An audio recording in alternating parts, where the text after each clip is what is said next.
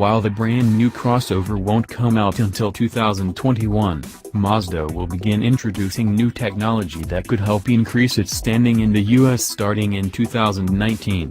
The automaker will bring out an electric vehicle, a mild hybrid, a redesigned lightweight platform, and the Skyactiv-X gas engine with compression ignition.